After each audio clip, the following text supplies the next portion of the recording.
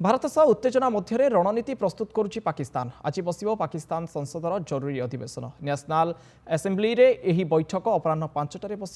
बैठक डाकिछन्ति राष्ट्रपति आसिफ अली जरदारी। एही बैठक में भारत पाकिस्तान उत्तेजना नहीं कौनसी गुरुत्वपूर्ण निष्पत्ति नियाଯାଇପାରେ। संविधान धारा 54 अनुसार यह बैठक आदूर करा जायछि। बैठक में सिंधु जल चुक्ति प्रसंग में विशेष आलोचना हेबार मध्य संभावना रही।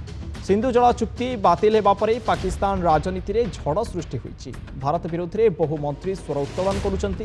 बैठक में भारत विरोध में प्रस्ताव गृहीत हेबार संभावना रही। सिंधु जल अटका गले बंध भांगी दियाजिबो बोली कहिथिले प्रतिरक्षा मंत्री ख्वाजा आसिफ। सेहीपरि सिंधु नदी जल बंद हेले नदी रे रक्त बहिबो बोली कहिथिले पीडीपी नेता बिलवाल भुट्टो। भारत सह उत्तेजना मध्य वर्तमान रणनीति प्रस्तुत करुच्ची पाकिस्तान। आज पाकिस्तान संसदर जरूरी अधिवेशन बस।